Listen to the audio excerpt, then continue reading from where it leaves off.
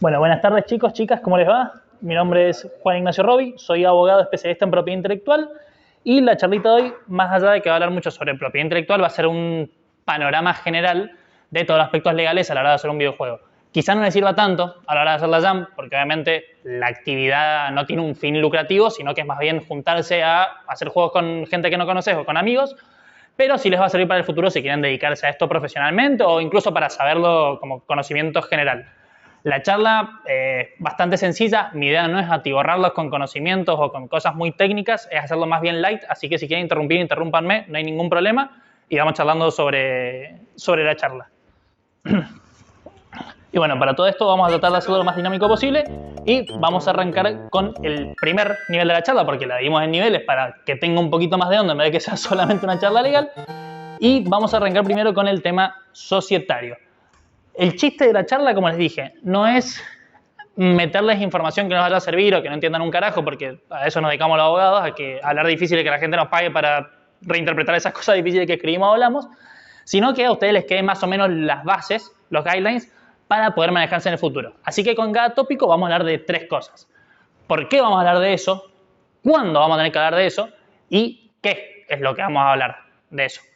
Primero, como les contaba, vamos a hablar del tema societario, que seguramente no sé si han estado más o menos al tanto de los planes potenciar videojuegos que largó el gobierno. ¿Alguno lo escuchó o algo así? Bueno, uno de los requisitos, por ejemplo, era tener una sociedad y muchos estudios de videojuegos dijeron, ¿pero cómo hago para tener una sociedad? ¿Qué es tener una sociedad? Es un quilombo. Entonces, nada, la idea es empezar a despejar un poco esos fantasmas. Así que vamos a hablar un poco de qué es lo que pasa, cuáles serían las características de que existe una sociedad. Primero es que hay una nueva persona jurídica.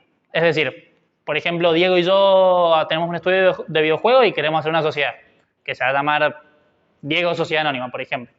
Este Diego Sociedad Anónima va a ser otra persona completamente distinta de los socios. Es decir, va a ser un centro de imputación distinto a los socios. Y todas las responsabilidades, todos los activos van a caer sobre esa persona.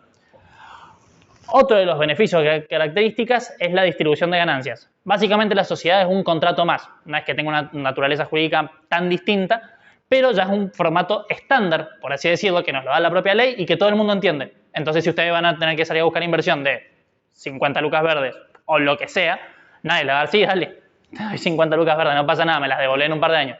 Van a tener que recurrir a estas estructuras que ya están un poco cimentadas en la sociedad y generan un poco más de esa confianza. En el ámbito de las industrias creativas, básicamente esa sociedad, vieron que les dije que era una persona jurídica aparte, que era alguien más. Bueno, para lo que sirven las sociedades es para hacer ese recipiente de propiedad intelectual.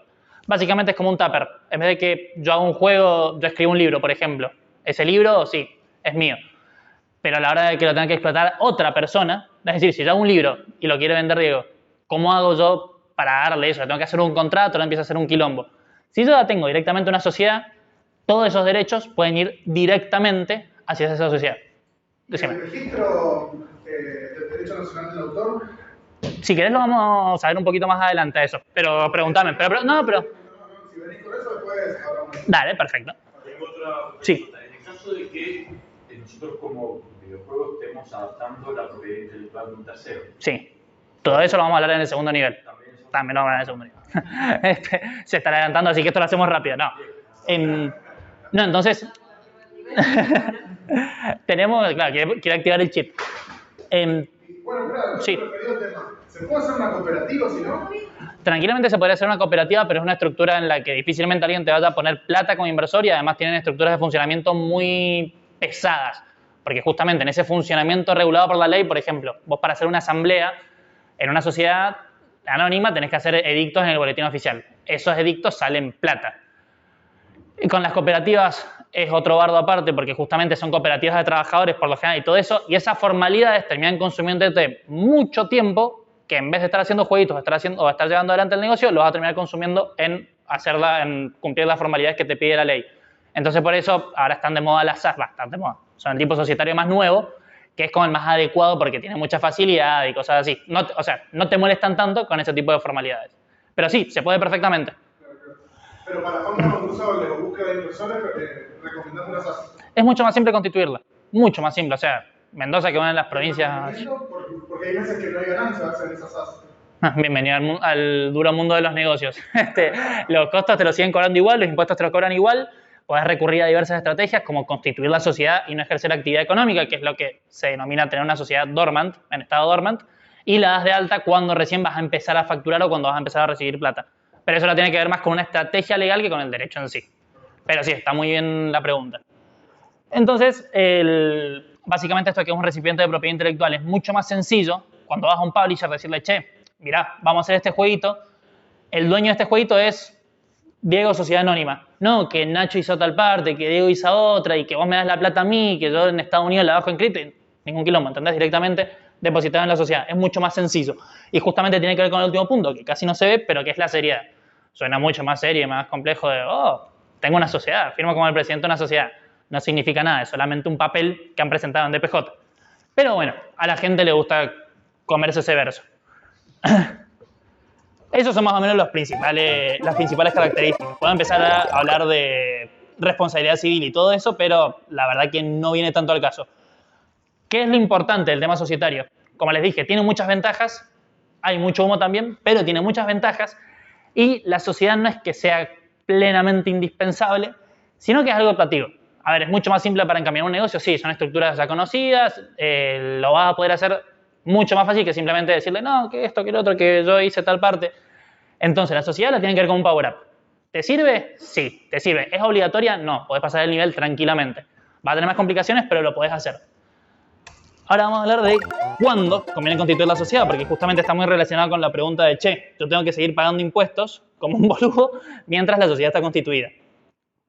Ahora bien, todo esto de que es el recipiente de propiedad intelectual y todo eso, lo podemos estructurar, lo podemos jugar con eso de muchas formas. ¿Cuándo es el ideal para constituir una sociedad en cualquier negocio? O sea, esto para la vida, ni siquiera para el mundo de los videojuegos, antes de comenzar cualquier tipo de actividad. Ese sería el ideal, para que vos puedas firmar todo a nombre de la sociedad, para que ya todos los activos y los pasivos queden a nombre de la sociedad, etcétera, etcétera. Obviamente, razones económicas a veces lo impiden, porque si tenés 0 pesos, es muy difícil que vos hagas la estructura y te des de alta como autónomo y empieces a pagar los impuestos y bla, bla, bla. Entonces, idealmente sí sería el antes de arrancar cualquier cosa. No es lo que sucede en la vida real.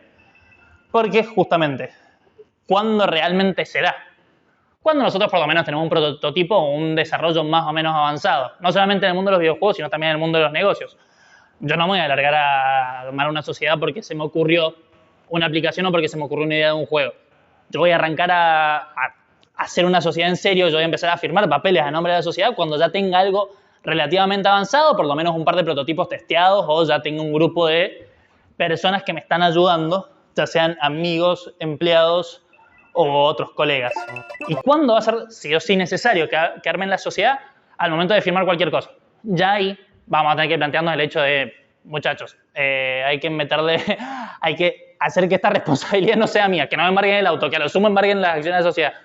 No, pero más allá del chiste, siempre, por ejemplo, antes de recibir algún tipo de financiamiento, ya sea de un privado o de un publisher, que ya vamos a hablar de eso más adelante, siempre va a ser necesario firmar este tipo de papeles. Como les digo, cuando van a recibir plata, ya la cosa toma otro color y van a tener que saber un poco las reglas de esto porque no es lo mismo que una sociedad, que tú le aportes $10.000 a una sociedad y esa sociedad fracase porque el juego fue un fracaso comercial, a que yo te preste $10.000 a vos con un contrato de mutuo y el juego no termine prosperando. Y yo de repente te puedo reclamar $10.000 a vos a título personal. Entonces sí, la sociedad es una estructura maquiavélica, que la corporación que usan los ricos para no pagar las deudas, sí, aprendemos a usarla. No. Entonces ese va a ser más o menos el cuándo vamos a constituir la sociedad o cuándo vamos a hablar más seriamente del tema. Y ahora, ¿de qué vamos a hablar? ¿Qué es lo que nos vamos a tener que sentar a hablar con nuestros socios o incluso con los colaboradores que tengamos? Porque va a depender mucho de cómo estructuremos nuestro estudio. Para tener una sociedad nos exhibimos nuestras responsabilidades civiles, en ese caso, si yo le pago esos $10.000. Es un tema complejo, pero para graficarlo, vos no podés constituir una sociedad para cometer delitos, por ejemplo, o para defraudar a acreedores, porque ahí la responsabilidad va a ser tuya. O sea, la ley expresamente lo contempla. Yo tendría que probar que vos hiciste la sociedad en realidad para robarme plata, pero ese sería el principio. No la podés constituir para objetos ilícitos. Ahora bien, lo que yo dije recién, el ejemplo de recién, son dos negocios distintos, son dos cosas distintas. Una cosa es que yo te preste plata a vos a través de un mutuo, que es lo que por lo general se hace cuando financian a alguien independiente, y otra cosa es que yo financie, que yo aporte capital social inicial a esa sociedad, que es plata que se va a destinar para el desarrollo del producto. Entonces sí, vos te gastaste esos 10, supongamos el caso de la sociedad, esos 10.000, sí, los destinaste a desarrollar el producto. Lo que quisiste comercializar, lamentablemente no pegó, listo, chau, fracasó el negocio. Ahora, si yo en un contrato digo que te estoy haciendo un préstamo personal y que me lo vas a exigir y que yo te lo puedo exigir y que si tenés éxito yo te voy a canjearlo por acciones, bla, bla, es otro chiste completamente distinto porque el negocio principal ahí es yo te presté plata. Entonces hay que tener cuidado con esas cositas, sobre todo en un ambiente en donde cuesta tanto conseguir plata como es Argentina, más que el mundo de los videojuegos. Y entonces, ¿de qué vamos a ir hablando cuando vayamos a firmar ese papel? Cuando empecemos a meter el trámite en DPJ. Primero, el por qué. ¿Por qué? Porque vamos a recibir plata, porque decidimos empezar a hacer porque el emprendimiento empezó a crecer, porque vamos a empezar a vender servicios y queremos facturar, que es el problema que tiene el 99% de los desarrolladores de videojuegos. El por qué. Es súper importante, no porque lo vaya a decir en el contrato ni nada, sino para que nosotros tengamos claro para qué me va a servir eso. Que, a ver, estos consejos, hasta casi les puedo decir que el 90% de los consejos no van a entrar en el contrato y no tienen ni casi índole legal, pero sí es importante que lo sepan. ¿Cómo va a funcionar operativamente? Las sociedades, como les dije, son estructuras legales que ya tienen sus reglas de funcionamiento. Es importante, bueno, ¿quién va a firmar por la sociedad? ¿Quién va a poder pedir un préstamo el día de mañana si quiere por la sociedad? Muchas sociedades, por ejemplo, de pocos socios, he visto estatutos que tienen la firma conjunta. Es una cagada que para cualquier papel tengan que buscar la firma de 2 personas en vez de una. ¿Lo podés hacer? Sí, lo podés hacer perfectamente, pero la verdad es que termina siendo más un perno que otra cosa. Entonces, pensar esas cosas que también está bueno porque te da control, pero bueno, va a depender de la relación de cada uno con sus socios y socias. Vamos a ir a buscar más capital, vamos a ver qué tipo de estructura vamos a armar porque, por ejemplo, la SAS me da mucho más libertad a la hora de hablar de tipos de acciones, los derechos. Han visto todas las películas yankee de me licuaron el capital, no tengo derechos políticos, todo eso, bueno. Cuando vamos a ir a buscar capital, ¿qué vamos a entregar? ¿Derechos económicos, derechos políticos? ¿Vamos a simplemente entregar acciones porque vamos a entregar acciones? ¿Dónde la vamos a constituir? Otra vez Argentina, y ojalá esto no lo vea nadie del gobierno, pero justamente el tema de acá es que la plata se te termina licuando con los dólares y todo ese tema, entonces se puede recurrir a ciertas estructuras legales impositivas y planificar fiscalmente cómo va a ser el gasto de esa sociedad. La vamos a constituir en Estados Unidos, en algún país de Europa, me va a transferir acá a Argentina y se me va a licuar todo el 50%. Hasta ahí llegamos. Si necesitan algo más, lo hablamos en privado para no preconstituir prueba. Cuando apaguemos la cámara, apagamos la grabación y ahí haremos todo. ¿Cómo vamos a distribuir el capital? Nuevamente esto de acciones clase A, clase B. En el mundo de los videojuegos no se ve que haya un inversor externo por lo general, sino que porque la plata fría no te sirve. No te sirve que te pongan 50 lucas verdes si no tenés a alguien que te haga el marketing. Por eso siempre recurrimos a la figura del publisher. Y bueno, entonces ahora, siendo que ya tenemos claro cómo vamos a armar toda esta estructura con nuestro amigo Yoshi, el evasor de impuestos. Escucharon esa historia de que Yoshi evadía impuestos, ¿no? ¿No han escuchado? No, es la mejor historia de los videojuegos. Pero bueno, Yoshi evadía impuestos, eso es lo importante. Y lo bancamos, desde acá lo bancamos. Y ya, con todo esto, vamos a poder pasar al segundo nivel. Que ahora sí vamos a hablar específicamente de propiedad intelectual y es como la parte un poquito más densa de la charla. Si ya no me estaban fumando, imagínense todavía que les quedan 40 minutos. La propiedad intelectual, que es lo que siempre se está hablando de, no, que me roban la propiedad intelectual, que esto, que lo otro, que pum, que pam. La propiedad intelectual es básicamente una gran rama del derecho que habla de todas las invenciones de la mente humana, pero se divide en dos grandes ramas. Los derechos de autor y la propiedad industrial. Son dos cosas completamente distintas. No es lo mismo el copyright que una marca comercial, que una patente, que una idea, que información confidencial. Ahora los vamos a estructurar bien, pero básicamente para que tengan idea, los derechos de autor protegen más bien todas esas creaciones literarias / artísticas, como puede ser, por ejemplo, un libro, código fuente, mientras que la propiedad industrial no hay una definición propiamente dicha, sino más bien tipos de propiedad industrial, como podría ser la marca, los diseños industriales, las patentes, y que ya las vamos a ir viendo. Por ahora no es importante que retengan esa información, sino que simplemente sepan que son dos cosas distintas porque cada una tiene sus reglas, sus propias reglas. Por ejemplo, los derechos de propiedad industrial siempre se tienen que registrar, los derechos de autor no. ¿Por qué debería importar una propiedad intelectual? Es obvio, todo el juego es propiedad intelectual porque no es tangible básicamente el juego Incluso cuando eran tangibles, cuando se distribuían en formato físico, yo cuando te vendo un juego no te vendo la propiedad intelectual, cuando te vendo el disco, no te lo vendo para que vos lo puedas redistribuir, yo solamente te estoy vendiendo una copia que puedes hacer un uso privado ilimitado, pero que ese uso es privado. Entonces, literalmente, todos nuestros juegos de la propiedad intelectual, así como el agenciero sabe cómo transferir un auto y tiene la escribanía que le hace los 08, ustedes tienen que saber más o menos cómo se maneja para poder manejar bien todos esos activos. Después, también para evitar conflictos en el futuro, justamente esto de que puede pasar. ¿Alguno ha visto la película Indie Game, The Movie, el documental?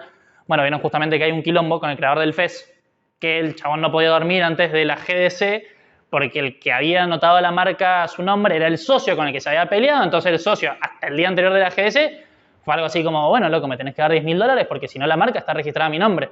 No es a nombre de la sociedad que tenemos en conjunto, está a mi nombre. Entonces, si no sabemos gestionar eso antes de que explote la bomba, suele ser un quilombo. Por eso es importante que hablen todos estos temas con los socios o con sus compañeros para evitarlo en el futuro, que literalmente es la forma más económica de solucionar un problema, evitándolo. Y bueno, obviamente proteger todo el laburo que le venimos metiendo al proyecto. Y ahora sí, el primer tópico que vamos a tocar va a ser el de derechos de autor, propiamente dicho, que los derechos de autor, esto es lo que es el copyright, son dos sistemas distintos en realidad. El copyright es el sistema que se usa en el sistema anglosajón, que son países como Australia, Irlanda, Gran Bretaña, Estados Unidos, en donde justamente la mención de copyright habla más del derecho a copiar la obra de otra persona, entonces como tiene un tinte más económico, mientras que derechos de autor tiene una expresión como más humanística, que gira justamente sobre la figura del autor o autora. Entonces como que a veces en el derecho romanista, índole romanista, como el de Argentina, cuesta un poco más transferir esos derechos que en el derecho de Estados Unidos, donde básicamente puedo comprar y vender lo que quiero y darle toda mi herencia a mi perro.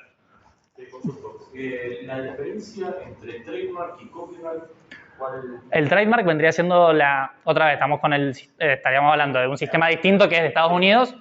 El copyright vendrían a ser los derechos de autor, el trademark vendría siendo la marca. Exactamente, porque tenés la marca registrada y la marca de hecho también, que son dos cosas distintas. Que ahí cuando hablemos de propiedad intelectual en la parte B de este segundo nivel, vieron que está todo reestructurado, vamos a ver bien esas diferencias. ¿Quién registra en un videojuego esos derechos de autor? En realidad, justo ahora, déjame desarrollar esto nada más e inmediatamente después vamos al registro porque es parte de la próxima diapositiva. Flaco, me estás cagando la charla. No, te estoy jodiendo.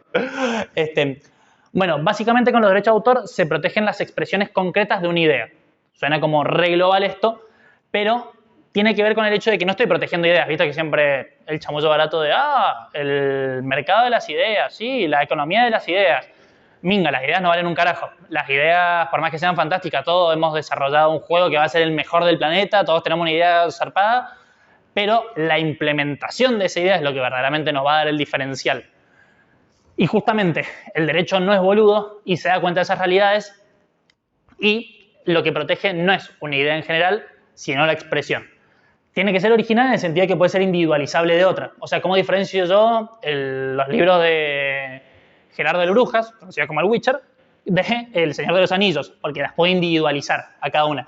¿Y por qué es importante esto de la expresión concreta de una idea? Porque justamente a nosotros, a la gente del mundo de los videojuegos, nos pega especialmente por el lado de las mecánicas. Las reglas de un juego. ¿Son registrables? ¿Son patentables? ¿Son protegibles por derechos de autor? La realidad es que no.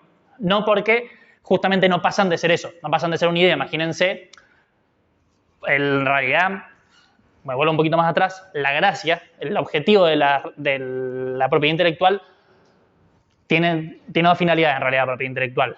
Permitir que los creadores y la gente creativa viva de esas creaciones, pueda vivir y por lo tanto lo pueda defender, pero también fomentar el desarrollo científico y humano. No es la idea encapsular esas ideas y que se queden atoradas. Por ejemplo, con el tema de las patentes con el COVID, ¿se acuerdan que se armó un revuelo terrible? La idea no es que la gente, sí, las grandes corporaciones van a poder cobrar $1 millón por cada vacuna. No, la idea no es esa. La idea es que puedan hacer plata, porque ellos invirtieron en esa investigación y ese desarrollo, pero que también la humanidad se pueda beneficiar. Pero es un tema de patentes que es mucho más complejo. Con el derecho a autor es lo mismo. Imagínense si la regla, por ejemplo, de moverse hacia adelante con un jugador fuese registrada por el que creó el ajedrez. Nadie podría hacer que el jugador se mueva para adelante porque esa regla ya quedó registrada. Entonces ahí no se estaría dando ese principio de fomentar la creatividad humana. Y bueno, básicamente se puede proteger cualquier obra artística o literaria. La ley te da una pequeña enumeración de obras literarias, artísticas, dramáticas, música, etcétera, etcétera, pero la realidad es que cualquier cosa que sea una expresión concreta de una idea está protegida por los derechos de autor. Fin, hay que ver el caso concreto. En este caso puede ser el código fuente, los personajes, la idea de un personaje que es un explorador, no se puede proteger, pero Nathan Drake o Indiana Jones sí se puede proteger. El arte de un juego incluso está protegido por los derechos de autor. Eso, básicamente, lo que más nos interesa a nosotros es código fuente, música, animaciones también están protegidas, sonidos, por más que sean mínimos, por más que sean de corta duración, también están protegidos. Y no sé si se me está escapando alguna. Pero bueno, más o menos van entendiendo por dónde va la mano. Y ahora sí, vamos a hablar de cómo hacemos para proteger estas obras. No vamos a hablar todavía de eso porque te voy a dejar en suspenso. Vamos a hablar primero de una pequeña división en los derechos de autor que están, por un lado, los derechos morales y por otro, los derechos económicos. Los derechos morales, como les dije, como esta rama del derecho tiene que ver mucho con la obra de su creador, porque justamente cuando nosotros creamos algo, estamos poniendo algo nuestro en esa obra, la figura de quien lo crea es algo sumamente importante. Y esa persona es la que originalmente siempre tiene los derechos. Quien lo crea, básicamente el principio, para que lo sepan, es quien lo crea es el dueño. O sea, como el que lo encuentra es uso, que no es tan así, pero no importa. En este caso, el que lo crea es el dueño. Esa persona puede ceder los derechos económicos de esa obra. En este caso, pongo un caso muy claro de Shigeru Miyamoto con Nintendo. Shigeru Miyamoto es el que creó el Zelda, el que creó el Mario, pero el que factura es Nintendo. Todos sabemos que el creador es Shigeru Miyamoto y él tiene ciertas facultades, dependiendo del derecho, obviamente, pero no importa, no vamos a meter en sistemas ahora, pero básicamente tiene derecho a que se lo reconozca como inventor de la obra, tiene derecho a que esa obra sea fiel a su visión.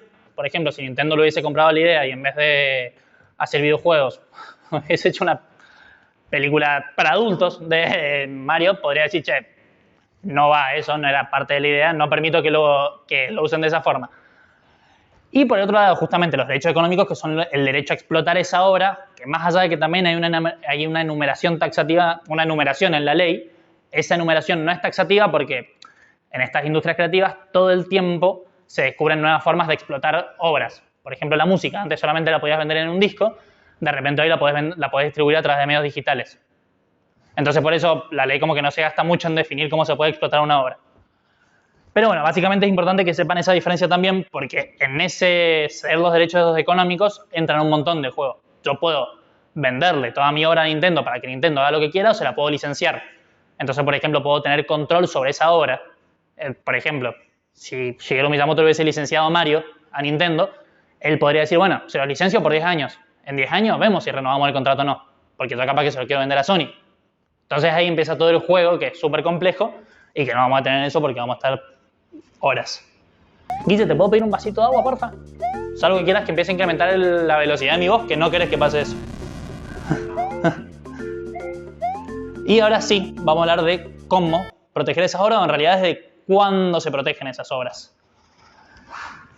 El principio, que esto ya es por convención internacional y esto es en cualquier lugar del planeta, ya sea que haya sistema de copyright o sistema de derechos de autor, desde el momento de la creación. No hace falta registrarlas. ¿Existe un registro? Sí, pero no es en absoluto necesario. Para que nos demos una idea. Gracias. Que me da un segundito porque si no me muero, muchacho. Mientras tanto, te voy a hacer una pregunta. Por ejemplo, ¿qué tipo de amparo tenés en el caso de no haberlo registrado, pero hay un registro histórico de que vos lo hiciste primero y que está publicado previamente antes de que alguien más le haga un repurpose? Perfecta la pregunta. En realidad, ¿por qué esto se protege desde el momento en que se crea? Porque la obra ya existe en el mundo en el mismo momento en que nosotros la creamos, ni siquiera cuando la pasamos a algún formato como por ejemplo un papel o una computadora. Desde el momento en que se crea, ya existe la obra ahí. Entonces la ley ya le otorga protección. ¿Cuál es el tema? Obviamente los estados, como quieren cobrar de todos lados, hacen registro y todas esas cosas. Eso lo digo yo porque soy medio un anarcocapitalista, pero no importa. Pero esos registros no son obligatorios. Vos podés registrarlo, sí, le podés mandar a la Dirección Nacional de Derechos de Autor, el sobre, le mandás por mail, porque todavía se manejan por sobre, Dios mío, vivimos en el siglo XIII. Y lo que hace es constituir solamente un depósito. Vos lo que haces es un depósito. Solamente estás demostrando que vos en tal fecha mandaste tal creación. Por ejemplo, hablemos del caso de Mario. Si yo diseñé a Mario y mandé el depósito, yo voy a tener un depósito de un tercero, que yo no tengo injerencia sobre él, que demuestra que yo a esa fecha ya había creado a Mario. Por ejemplo, vos lo mandás el mes que viene y yo de repente creo un personaje igual a Mario. Vos vas a tener un documento fehaciente de, che, yo creé a Mario. Ahora bien, también tenés 1000 elementos probatorios más. Tenés correos, tenés GitHub, tenés las copias que has hecho en Google Drive, tenés un montón de cosas. O sea, por más que los jueces y las juezas vivan en una realidad completamente distinta a lo de nosotros los ciudadanos comunes, si vos le demostrás a través de otra documentación que ya creaste esa obra, le vas a poder decir, che, mirá, la obra está protegida desde su creación, no hace falta registrarla, así que dame la derecha si alguien lo copió. Pero digamos, prueba fehaciente de hecho que vos ya Sí, es una prueba más, básicamente. No es ni siquiera obligatoria ni nada, es una prueba más. Es el solo efecto probatorio, por así decirlo. El tema es que también, o sea, mucha gente me dice, sí, hay que registrarlo, qué sé yo. A ver, los juegos salen, todos los juegos salen con parche el día 1, básicamente, al día de hoy. Ese parche el día 1 lo van haciendo en el camino y que entonces si vos registraste el juego base sin el parche, no queda protegido el parche. Es la forma de mostrar, che, mira, no es necesario el registro.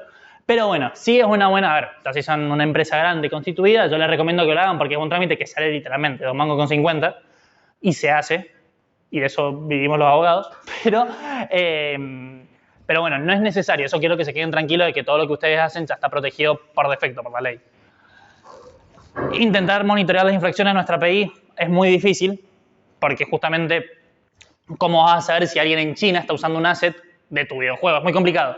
Pero bueno, lo ideal es tratar de monitorearlo y apenas tengamos conocimiento de que hay una infracción, tratar de tomar medidas lo antes posible. Una carta de documento, un mail, algo. No hace falta que sea sí o sí ya la demanda. Pero más o menos quedó comprendida ahí la pregunta del registro, ¿sí?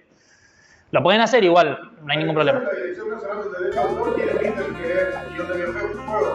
Exactamente. Sí, que si mal no recuerdo, yo la última vez que me fijé tenía software, nada más. Exactamente. Que lo registrás bajo esa porque, bueno, los videojuegos tienen que ser una creación compleja. Es más, volviendo de nuevo al tópico, si tuvieses que registrarlo, tendrías que registrar el software por un lado, que es el código, el arte por otro lado, que ya es una imagen y todo eso. Decime. Hay una sección de videojuegos igual. ¿Hay una sección de videojuegos? Y sí, vieron que pueden sacar guita. Vieron que pueden sacar plata y entraron a... una sección, digamos, interactiva. Bien. Somete juegos muy simples y novelas históricas. Perfecto. Buenísimo saber el dato. Sí, es que, o sea, como les digo, es solamente un registro, o sea, no es que tiene que ser precisamente ese registro, ya con que vos con que ya quede registrado, ya tenés registrado A, lo tenés registrado en la DNDA. No importa si es una película o lo que sea, ya tenés un registro fehaciente que es la prueba que vos querés para un juicio. Y ahora en este tema de las obras derivadas, también que es algo importante porque también, al menos yo he visto que muchos publishers ya se están empezando a fijar en esto de los juegos que nosotros financiamos los queremos hacer una franquicia. Queremos empezar a expandirlos más allá de un simple videojuego. Han hablado, obviamente todos han visto Arcane, quiero creer, sí, Serión. Bueno, es un buen caso de éxito y justamente gestionando esta propiedad intelectual en forma correcta, si tienen la sociedad todo eso, van a poder llegar a ese estadio en caso de tener que llegar. Y un caso interesante es el del Dota. Algunos saben más o menos cómo nació la historia del Dota o todo ese tema. Yo siempre me olvido en todas las charlas. Sí, la vengo dando hace 3 años y me olvido porque soy un tarado, pero no importa. Más o menos, corregime si estoy en lo incorrecto.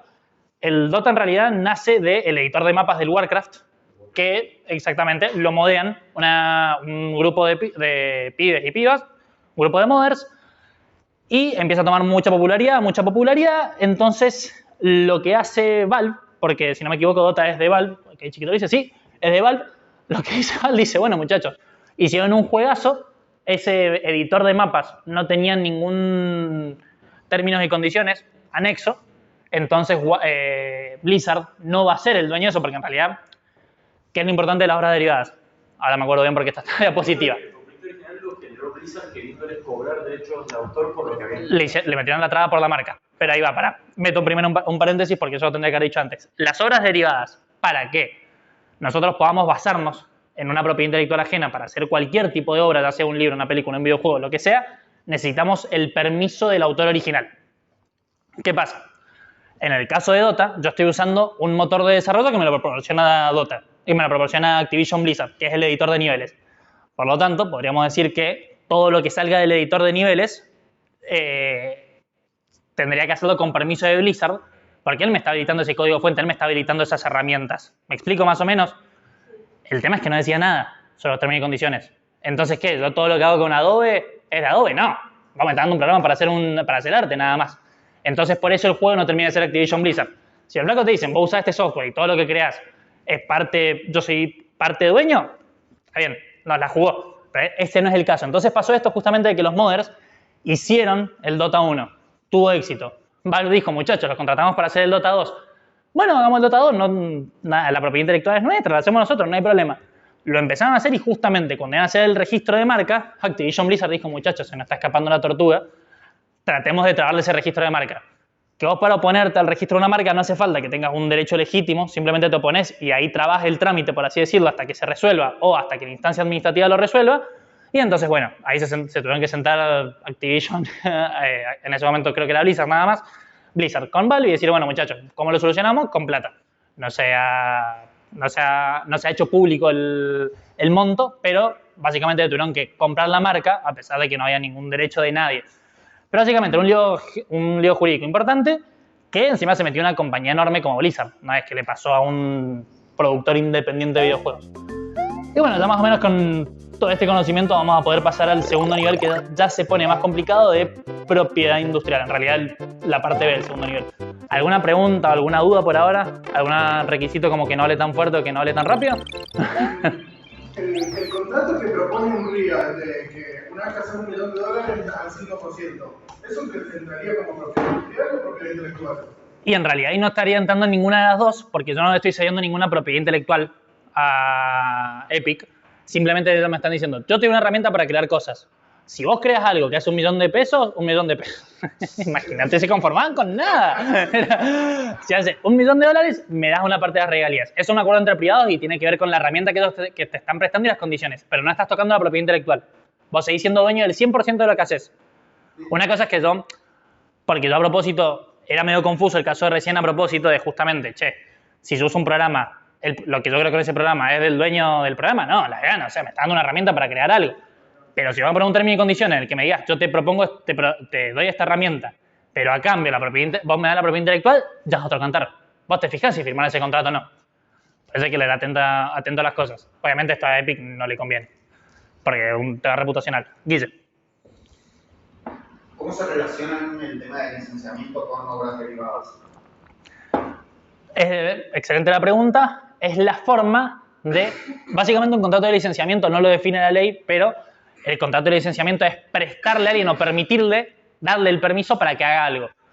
Como les digo, para utilizar una obra ajena, vos necesitas el permiso de esa persona. El contrato de licenciamiento lo que hace es darte ese permiso para que vos uses la obra. Ahora bien, no hay un modelo estándar de licenciamiento. Vos podés hacer lo que se te cante. O sea, vos te podés decir, dame 10 mangos y podés hacer lo que quieras por el resto de tu vida con mi obra.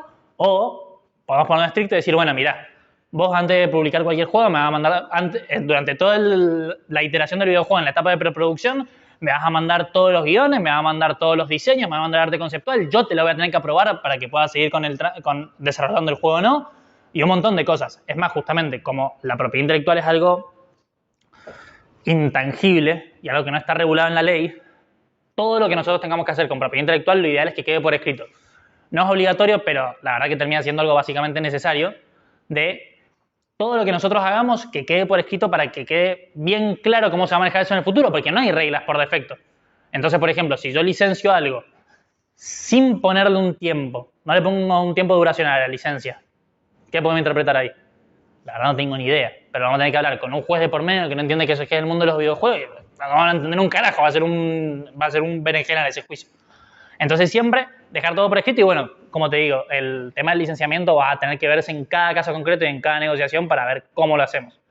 Por ejemplo... El trato que tengas con el dueño de la propiedad intelectual. Totalmente. Y es más, por ejemplo, los publishers no hacen contrato de licenciamiento. O sea, vos nunca le licenciás la obra a ellos. por lo general siempre te pongo plata para que lo desarrolles, pero puede pasar, como nos contaba Tobías la otra vez, en la charla del viernes, que él, por ejemplo, hizo un juego y el publisher no era que era dueño de la propiedad intelectual, pero durante 2 años tenía, sí, creo que durante 2 años de la salida del primer juego, tenía la exclusividad para desarrollar una secuela de ese juego. Entonces, por eso Tobías dice, se liberó la IP. En realidad la IP siempre fue suya, pero hay una cláusula contractual que no lo permitía transar con esa IP. Pero bueno, esas son las cositas para las que existimos, los que complicamos los contratos. Y ahora sí vamos a pasar a alguna otra pregunta o algo del otro tema. Y ahora sí vamos a pasar a lo que es la propiedad industrial, que tiene que ver más con este tema de los activos intangibles. Che, ¿y de acá hay preguntas o no? Bien pedo, no son preguntas. Que tienen que ver más que nada con activos intangibles que tienen siempre una aplicación comercial o industrial. Es decir, esa sería como la gran diferencia, porque a los derechos de autor, ustedes verán que nunca hablé de valor económico, ni aplicación al comercio, ni nada. O sea, vos creas algo, por más que sea pésimo, está protegido por los derechos de autor.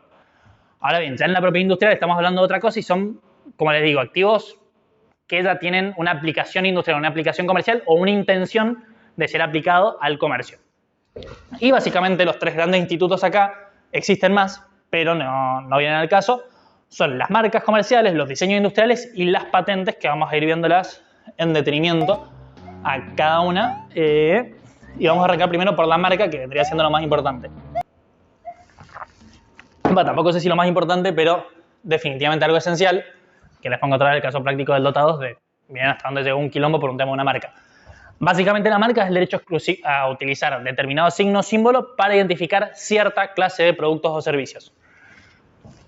Lo que me da el derecho de la marca, lo que me da el título marcario, es que yo pueda ser la única persona, por así decirlo, que utiliza ese símbolo, ese signo.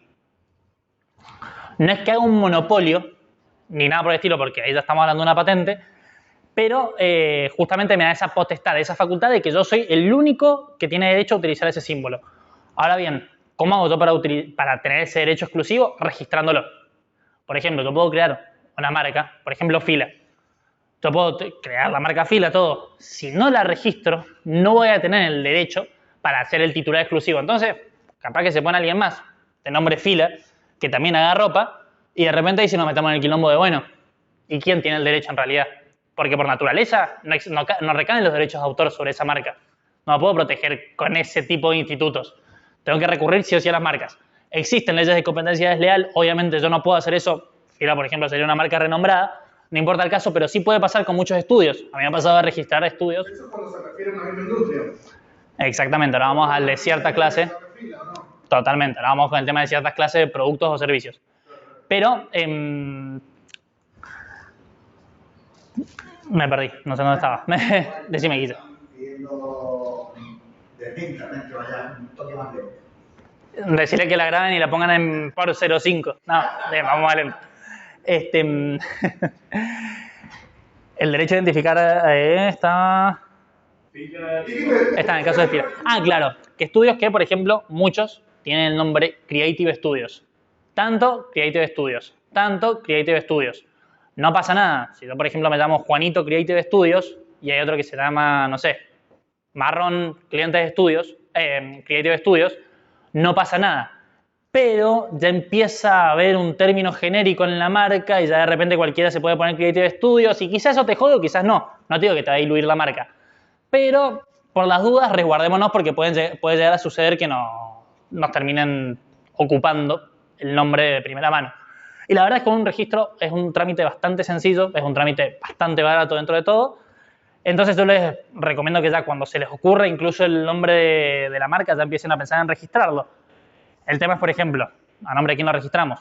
Pasa no lo del muchacho este del FES. Una cosa es registrarlo a nombre de una sociedad en la que tenemos 50 y 50 de acciones y otra cosa es que lo registre vos a tu nombre porque te tengo mucha confianza. Y el día de mañana ya no quieres ser más mi socio y de repente vos sos el que tiene la marca en realidad. Puedes hacer un contradocumento, lo puedes registrar 50 y 50, no hay ningún problema, pero empiezan a plantearse esas cosas. Y siempre las marcas tienen un determinado ámbito en el que funcionan, que es justamente esa cierta clase de productos o servicios. Yo no es que registre una marca para utilizarla en cualquier tipo de producto o servicio. No es que, por ejemplo, no sé, supongamos Juanito Estudios. No es que yo pueda hacer, o sea, Sí voy a poder hacer lo que yo quiero con esa marca. Voy a poder hacer productos que sean, por ejemplo, papas fritas, pero no voy a tener la protección que voy a tener en el caso de registrar la marca. Porque yo cuando registro la marca tengo que decir, che, ¿qué productos voy a proteger, voy a comercializar bajo esa marca? Videojuegos, bueno, vamos a registrarlo en la clase 41, en la clase tanto, la clase 9 y 35. Ahora bien, en esas clases no entra lo que son, por ejemplo, productos alimenticios. Entonces, si yo quiero ponerle Juanito Estudio a unas papas fritas, lo voy a poder hacer. Pero si hay otras papas fritas que se llaman Juanito y tienen la marca registrada, me van a decir, flaco, ¿qué estás haciendo? ¿Esto dentro del mismo territorio? Ese es el otro tema con los derechos de propiedad industrial. Muy copada la pregunta, porque justamente yo puedo registrar la marca acá en Argentina, pero ¿qué pasa si en Estados Unidos existe uno que se llama Juanito Estudios? O incluso al revés, alguien en Estados Unidos que se llama Juanito Estudios, yo me llamo Juanito Estudios. Como justamente todos estos trámites se tienen que hacer ante una entidad gubernamental, esa entidad gubernamental solamente tiene protección sobre cierto ámbito territorial, no sobre todo el mundo. Entonces yo no voy a poder reclamar a alguien de Estados Unidos, che, estás usando una marca registrada en Argentina, papi, ¿quién sos? Entonces, sí sería importante que, esto obviamente es una bendición y una maldición, de que con un clic podemos vender juegos en Europa, en Estados Unidos, pero también nos tenemos que encargar de protegerlo o de cumplir con normativa en Europa y Estados Unidos. Entonces, siempre por lo general va a convenir que si tenemos más o menos una base de usuarios definida, decidamos en qué países vamos a proteger la marca o no. Por ejemplo, capaz que tu base de usuarios está en Estados Unidos, listo, proteger la marca en Estados Unidos y no la protejas en Singapur, porque no te va a hacer falta. Ya cuando seas un coloso como Valve o como Steam o lo que sea, sí vas a tener que registrar esa marca. Steam está registrado acá en Argentina, de hecho, siendo que en realidad nos venden jueguitos por 2,50 mangos. Y bueno, también tienen 10 años, hay que hacer la renovación, no importa, son cosas burocráticas que son demasiado aburridas. El tema es que sepan que es un trámite relativamente barato y bastante sencillo, que les puede ahorrar muchos dolores de cabeza en el futuro. Sobre todo cuando están creando la marca, está bueno que lo verifiquen en el INPI o en la USPTO, si se quieren fijar en Estados Unidos, de si la marca ya existe o no. O sea, yo cuando digo, che, Juanito Estudio, bueno, me fijo si hay una marca registrada como Juanito Estudios o Juanito, y más o menos veo. Y si se complica, bueno, llamamos a algún amigo abogado que más o menos tenga clara, o a mí, guiño, guiño. Los diseños industriales. Esto lo vamos a pasar rápido porque la verdad que no es tan necesario, pero los diseños industriales es el título por el cual yo protejo solamente aspectos ornamentales o decorativos de un producto. Por ejemplo, puedo proteger la forma de una tetera, de una pava. No algo funcional, sino solamente el aspecto ornamental. Por ejemplo. Exactamente, sí. Flaco lo dice acá. No, me está choreando. No, sí, está. Por eso, porque en realidad siempre dan el caso con los... Está buenísimo lo que decís porque siempre los ejemplos son con cosas físicas y decís, bueno, pero yo no hago cosas físicas, yo hago un bien intangible. Entonces, justamente, el HADO, la interfaz gráfica, sería la forma adecuada de proteger esto. Por ejemplo, no hay... El Apache Office no usa exactamente la misma interfaz gráfica que Microsoft Office, porque Microsoft Office la tiene registrada. Pero bueno, eso, más allá de que es súper importante con el UX UI, sépanlo, pero no es algo esencial registrar el HUD de los videojuegos. ¿Se puede? Sí. Es el diseño de los punteros de Nox. Exactamente. Pero bueno, solamente algo, es importante que les quede que es solamente algo estético, no algo funcional, porque si damos algo funcional, ya vamos a estar hablando de una patente, que es el tema que nos toca ahora, que básicamente la patente es el título por el cual yo protejo una invención. Y en realidad más que una invención se habla de una solución a un problema técnico, porque una invención puede ser un montón de cosas, pero que no solucionan un carajo. Entonces lo que vamos a hablar de patente es solamente cuando a mí se me ocurre una forma de solucionar un problema existente con determinado producto o procedimiento. Por ejemplo, el mouse es un invento patentado, que ya se venció el tiempo de la patente, no importa. Y también, por ejemplo, si a mí se me ocurre una forma de ser más eficiente produciendo zapatos, en una línea, por ejemplo, una máquina para que los zapatos se peguen más rápido, lo puedo patentar también. O incluso puede ser, no un método, porque ya nos empezamos a meter ahí en algo más o menos complicado, pero un procedimiento técnico para hacer tal o cual cosa, por ejemplo, poner el clavito así, que saque, bla, bla, bla, eso ya sí puede llegar a ser patentable. Hay que examinarlo porque justamente los métodos, las reglas de negocio no se pueden patentar, pero no importa, no nos vamos a meter en eso. Entonces tenemos que son soluciones a problemas técnicos y que pueden ser productos o procedimientos. Tenemos que cumplir con ciertos requisitos para poder patentar algo que es un quilombo. O sea, las patentes son los derechos de propiedad industrial más complejo en el sentido de que tienen un trámite que puede llegar a demorar 5, 6, 7 años, litigando con empleados públicos, imagínense. Los requisitos son que tiene que ser innovador, lo que yo hago, es decir, no tiene que existir actualmente lo que estoy haciendo. Y tiene que ser una actividad inventiva en el sentido de que tiene que ser no obvia. Es decir, no tiene que ser, che, yo puse una cosa al lado de la otra, ya se lo puedo patentar. No, porque eso no hay actividad inventiva.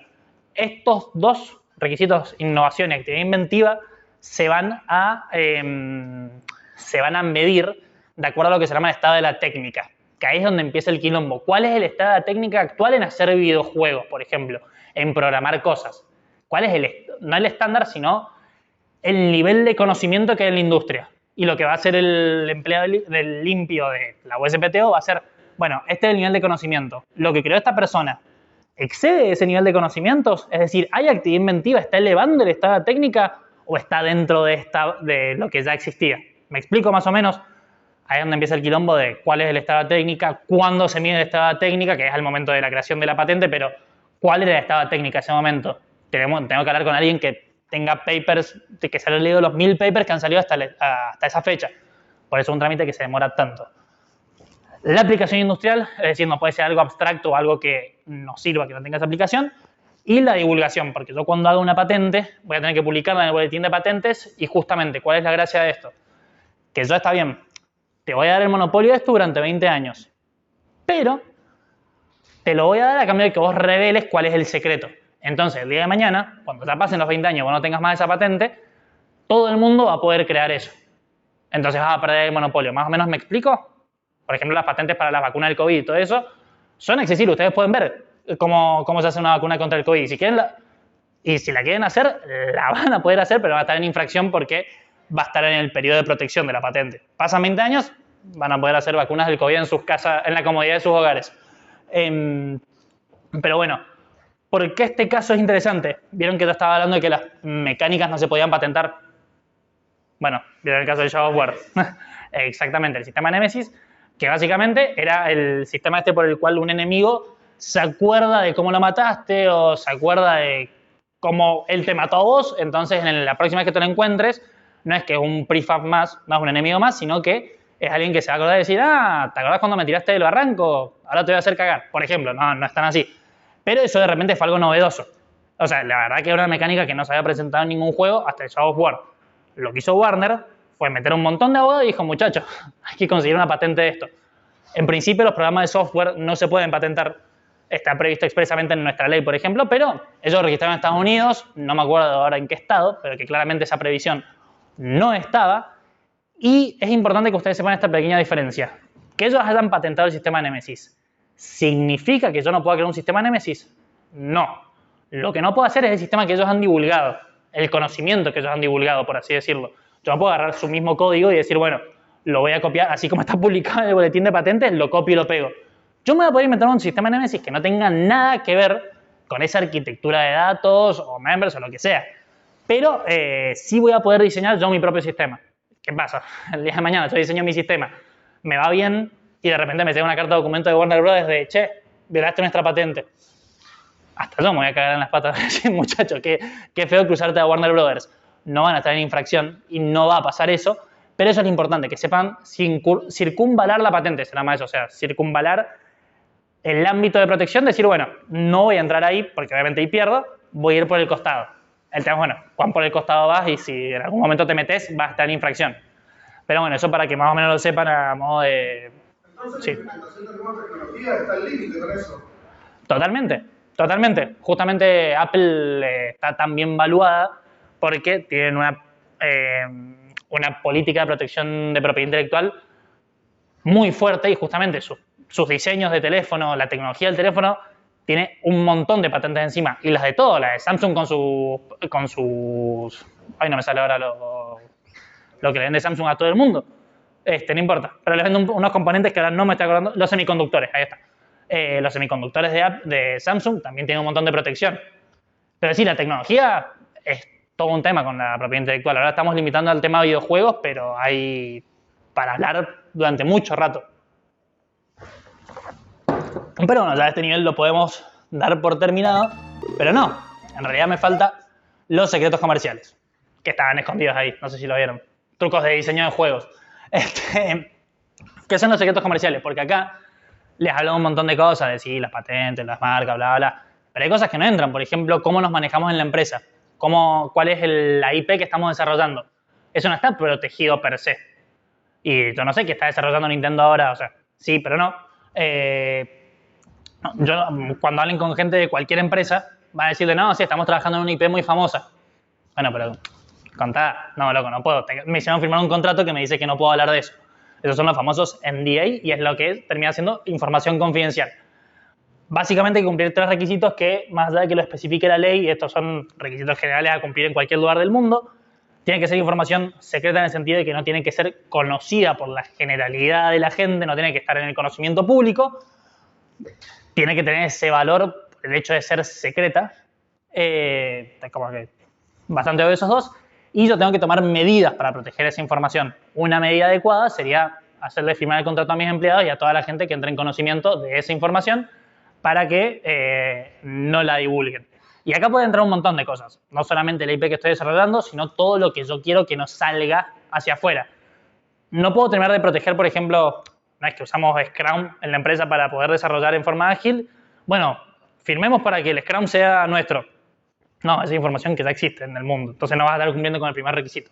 ¿Qué tan formal tiene que ser ese NDA? Porque, por ejemplo, si vos tenés, no sé, un grupo de Discord en el que armás una pequeña comunidad de, no sé, no beta tester, pero como de público de Monster, de este grupo.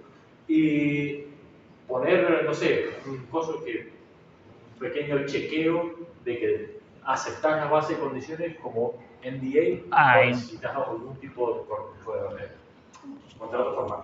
Claro, ahí nos metemos en un... Claro, pero es que en realidad no, tampoco hace falta la certificación de firma, salvo para algunos contratos. Pero ahí cuando estamos hablando de la firma ya es otro tema totalmente aparte. Vamos por partes. Primero, cualquier tipo de información que yo largue sin hacerte firmar, gracias a ella, va a ser por regla libre. No va a estar protegida por ningún tipo de obligación. Así que vos decís A y yo puedo decir, sí, él me dijo A. No, entonces eso es muy importante que primero exista algo que me limite esa información. Después, respecto a las formalidades. Justamente el gran problema que nos presenta la tecnología es cómo compruebo yo que alguien se comprometió a tal o cual cosa, porque la firma lo que hace básicamente me garantiza 2 cosas. La integridad del documento, porque este que siempre se firma al final, porque es, bueno, hasta acá llega lo que yo firmé, y la autoría, porque justamente dice fui yo. Ahora, ¿cómo lo hago yo digitalmente a eso? Porque claro, vos me decís, bueno, está bien, haceme el check en los términos y condiciones. Mi primito claro, mi primito me puso el check, yo no quería el check. ¿Entendés? Entonces empiezan a presentar esos quilombos, no va a pasar nada. O sea, el día de mañana no se va a judicializar eso. Mucha gente también firma con DocuSign, por ejemplo. ¡Ay, sí! Lo firmé con DocuSign. DocuSign me vale pito, no significa nada. En realidad, a nivel legal es una firma electrónica que no es lo mismo que la firma digital. La firma digital te la da el gobierno, es un lío aparte. Pero bueno, se estila mucho eso de, sí, lo firmé con DocuSign. No significa un carajo DocuSign. A lo sumo, es más o menos parecido al tema del registro de derechos de autor. Es un elemento probatorio. Yo le voy a tener que preguntar a DocuSign, che, ¿vos tenés la documentación de este flaco que dice que la firma es y cuándo lo usó? Va a ser un elemento probatorio más. Pero no es que sea la firma en sí misma. A ver, en los hechos, Facebook tampoco sabe si yo acepté los términos y condiciones o no. Entonces, más o menos lo va zafando con el tema de, como son cosas que no terminan siendo serias, por así decirlo, poner una casilla de correo electrónico, aceptar los términos y condiciones, crear el usuario y ya está. Pero, por ejemplo, con la Fintech, con Mercado Pago, con el Banco Nación, con el Galicia, todas ya tienen otras medidas de seguridad extras para verificar justamente tu identidad. Que vayas al cajero, que te saques la foto, que te identifican con el RENAPER y ahí sí ya empiezan a entrar otros mecanismos que justamente, da como se maneja plata, ya ahí sí tienen que tener otro tenor de seriedad. Pero bueno, básicamente en este tipo de cosas sería, muchachos, estamos en un grupo de beta, acepten unos términos y condiciones, ¿va a ser válido? ¿Le va a poder meter un juicio? No, o sea, si te va a meter en un quilombo para hacerle un juicio así, va a ser un bardo. Claro, de última puedes decir, che, lo podés presionar por ese lado y decir, che, mira, vos firmaste un término y condiciones, papi, pero qué sé yo, o sea, es como, a ver, esto sirve mucho en por ejemplo, si soy Facebook, te digo, bueno, sí, te hice firmar términos y condiciones, violaste mi código de conducta, entonces, ¿cómo lo hago? ¿Te hago un juicio? No, te cierro la cuenta y ya está. Pero no terminan siendo herramientas legales. Sí, pero no. ¿Alguna otra pregunta o duda respecto de esto? Vamos a ir para adelante entonces. Y ahora sí, ya estamos en condiciones para pasar al tercer nivel, que vamos a hablar de los contratos, los famosos contratos, porque ya con todo este conocimiento básico vamos a poder empezar a ver bien este tema. Justamente, viste lo que acabamos de hablar de a quién le adjudico yo la autoridad de ese contrato, quién está obligado por ese contrato y quién no, porque yo en una sociedad no es que firmo como Juan Ignacio Robbie, tengo que firmar como Juan Ignacio Robbie, administrador titular de Juanito Video Games SAS, por ejemplo. Y ahora sí, entonces vamos a pasar al último nivel y ya no me va a tener que fumar más. Pero hasta ahora más o menos vienen quedando claros los temas, alguno quedó más o menos flojo. Y bueno, estas van a ser un par de herramientas técnicas. Sí. La figura como el guionista del cine del derecho a autor en videojuegos. Perdón, ¿cómo? Como quién es la figura como el guionista en el cine, Sí. en el videojuego. Y en el videojuego en realidad tenés, obviamente cada empresa se maneja como a ellos les parezca, porque no es lo mismo una estructura de una empresa indie a una empresa como Epic Games, por ejemplo. El departamento de Epic seguramente debe tener hasta un departamento no solamente de game design, sino de narrativa, directamente en donde debe elaborar el guionista, donde debe elaborar mucha gente en guiones. Hay guionistas hasta de side quest, si es necesario a veces, ¿entendés? No solamente ni siquiera el principal. Por lo general siempre termina siendo el que se le ocurre la idea, que básicamente termina siendo hasta el game designer. Y bueno, entonces un contrato, no vamos a ponernos con boludeces jurídicas ni definiciones de la ley, bla, bla, bla, porque estamos hablando de cosas internacionales, que es un contrato, un acuerdo que no se puede romper. Que no se puede romper. Lo que hacemos es obligarnos entre partes. Podemos decir que es para crear, transferir, bla, bla, bla, bla, bla, bla, relaciones jurídicas patrimoniales, no importa. Es un acto voluntario lícito que sirve para que yo me obligue. Y lo que tengo es una obligación personal. Salvo que sea otro tipo de contratos, pero no vamos a entrar en eso. Entonces, básicamente a lo que yo me obligo, o sea, lo que yo firmo es a lo que yo me estoy obligando. Y otra cosa que es súper importante, porque parece básico, parece obvio, pero no lo es, los contratos están hechos para cumplirse. No están hechos, porque mucha gente me dice, che, hice este contrato, ¿cómo puedo hacer para salirme? Y papi, si saliste de fiador de tu cuñado y ahora no pagó el alquiler, y bueno, mal año vas a tener que salir como fiador y pagar vos la deuda, no es que te puedes salir cuando vos querés. Justamente pasa eso con los publishers, que a veces largan contratos de mierda o contratos que no son, en realidad no de mierda, no son favorables para el developer y después salir te va a terminar siendo un dolor de cabeza bastante grande. A veces pasa que una oración, si modificabas esa oración antes de firmarlo, probablemente no tengas inconvenientes, pero si no lo revisaste antes, eso te termina trabando la IP durante 2 años, por ejemplo. Así que no es que hagan contratos por defecto malos o buenos, sino que simplemente hay que revisar en cada caso concreto antes de firmar, hay que revisar bien qué es lo que estoy firmando y cuáles son el ámbito al que yo me estoy obligando. ¿Y para qué sirve también hablar de para qué sirven los contratos? Primero, para hablar en forma clara. O sea, el contrato, más allá de que sea un documento legal, lo que sea, lo que vaya ahí es a lo que yo me obligo. Y si nosotros lo hablamos de antemano, va a ser mucho más sencillo que, dale, firmamos así nomás. No. Si yo me pongo de acuerdo y decir, che, mirá, este negocio se va a tratar de A, de B y de C, vos el día de mañana no vas a venir y me vas a decir, che, te reclamo H. No, yo me obligué a A, B y C. El tema es que nos tenemos que sentar a hablar, porque capaz que a otro no le sirve A, B y C. Entonces dice, bueno, está bien, hagamos H y Z. Bueno, dale, hagamos H y Z. Pero es súper importante que vean el contrato más que como es una paja hablar de contrato. No está bueno porque es todo un tema burocrático bastante pesado. Que lo vean como una herramienta en la negociación más que simplemente como un papel más a firmar y algo que nos va a dar un dolor de cabeza. Es una herramienta más. Justamente hacen que las partes dialoguen, nos da seguridad porque sabemos a quién nos estamos obligando, sabemos cuáles son los límites. O sea, si yo firmo un contrato por defecto, o sea, yo les digo, che, ¿saben qué firmaron, qué dicen los términos y condiciones de Facebook? Ni yo tengo idea de qué dice un término y condiciones de Facebook. Te protegen en el mejor y en el peor caso, esto de justamente vamos a saber cuándo poder salir del contrato y cuándo no, o incluso vamos a poder tener esas cláusulas, si vemos una cláusula muy draconiana la vamos a poder negociar, y porque además sería la forma correcta de transferir propiedad intelectual, porque vieron que como estas son creaciones tangibles y no tienen un régimen legal específico como por ejemplo los automotores o los inmuebles, hasta dónde yo te cedo una propiedad intelectual o no. Por ejemplo, cuando hablábamos del contrato de licenciamiento recién, si yo te lo sé, yo te hago un licenciamiento para hacer un videojuego, no puedo hacer una serie. Hay que hacer un videojuego, porque ese es el ámbito de la licencia. Pero bueno, eso es en el caso concreto. Y no es que sea una forma legal o una solemnidad legal, sino que es simplemente más que nada una recomendación. Vamos a hablar de 2 contratos, nada más. Primero el contrato de desarrollo, porque es con el que probablemente ustedes más se topen como desarrolladores independientes o incluso si laburan con algún estudio grande. Siempre va a terminar entrando bajo el marco de la alocación de obra o servicios. No vamos a entrar en esa diferencia tampoco ahora porque sería muy técnico. Que esto implica que no es una relación laboral. Va a ser una relación entre independientes de yo te hago lo que vos me pediste, yo te hago A, te entrego A y se termina lo nuestro.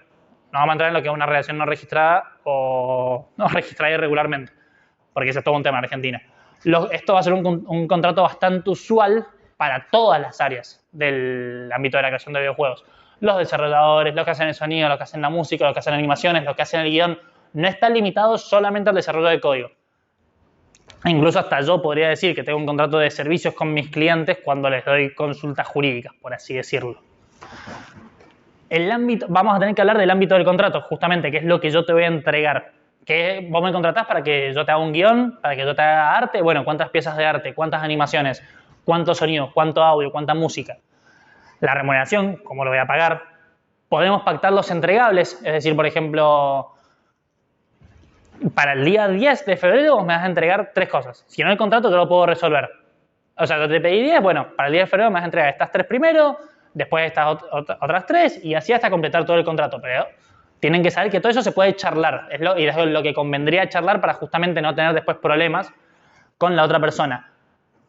¿Cuál va a ser en lo del ámbito del contrato? Básicamente también es qué es lo que yo te voy a desarrollar, porque en el tema del desarrollo de software entra esto de cuáles son los alcances, la famosa palabra de los alcances, qué es lo que va a ser el código que yo te estoy brindando. Ahí va a ser el ámbito más importante porque es como el más difícil de delimitar dentro de lo que es la cesión de propiedad intelectual. La titularidad de los derechos económicos, esto de, bueno, yo a Nintendo le estoy licenciando, le estoy vendiendo mi arte. Le estoy prestando, le estoy dando permiso para que use esa arte o directamente se lo estoy vendiendo para que sea suyo y lo trate como si fuese su dueño.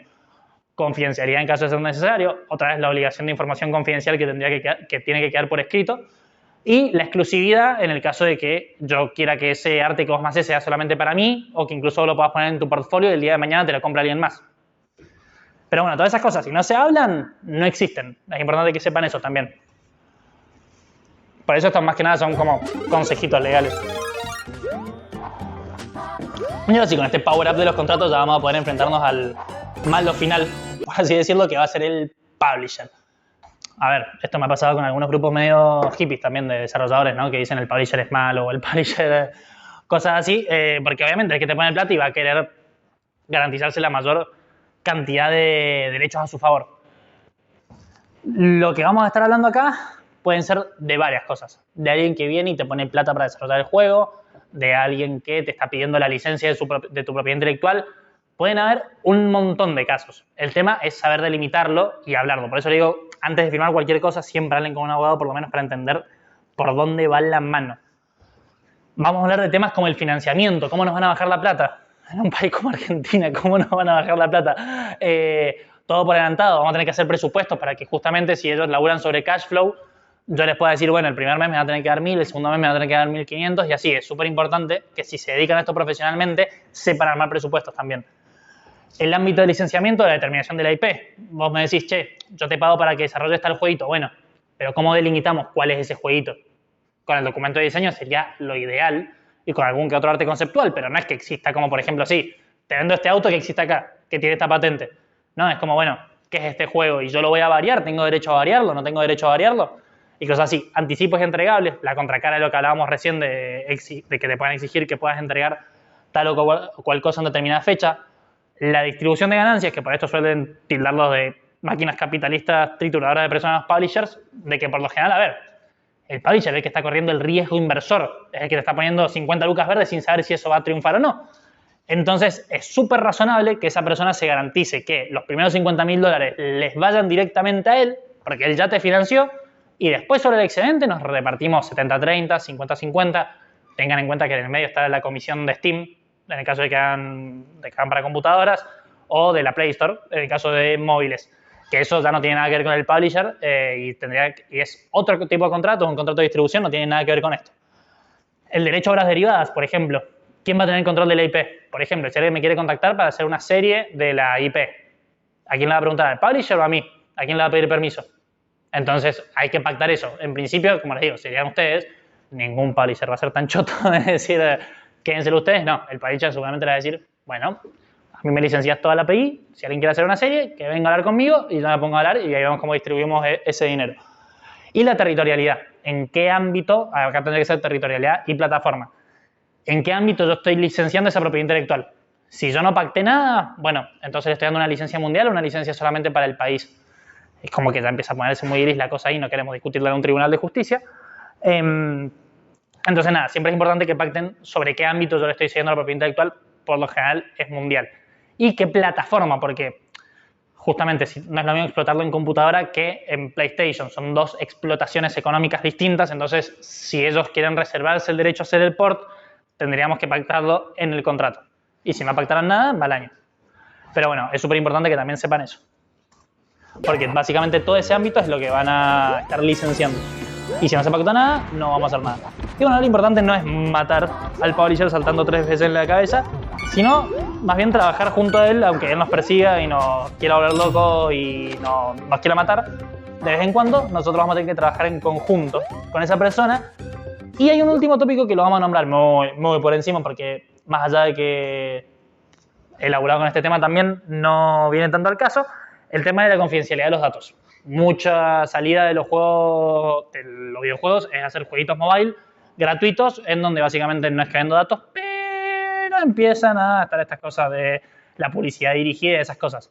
Es importante que por lo menos sepamos más o menos por dónde movernos sin terminar siendo especialistas en el área, porque obviamente no lo vamos a hacer, pero sí que sepan que necesitan el consentimiento de la persona con unos términos y condiciones, de nuevo lo mismo que con Facebook.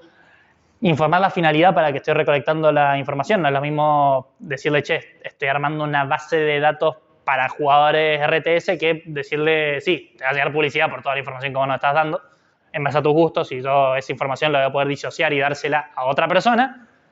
Entonces siempre hay que informar para qué, y mucho más si vamos a tener jugadores de Europa por el tema del GDPR y todo eso, que ahí ya es otro tema completamente distinto. Todos esos datos los vamos a tener que proteger no solamente con medidas tecnológicas, sino también contractuales, en el sentido, y medidas organizativas más que nada. O sea, yo voy a tener toda esa información en un repositorio.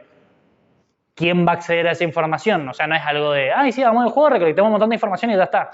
No, yo tendría que tomar medidas no solamente de ciberseguridad, sino también de, bueno, si tengo al CTO que va a ser el que se meta a ese repositorio, le tengo que hacer firmar un contrato al CTO que diga que no va a hacer cagada con esos datos, porque el flaco sí, mancha ciberseguridad, te puso código, te puso clave de usuario y contraseña, lo copió en un pendrive y salió a vender esos datos.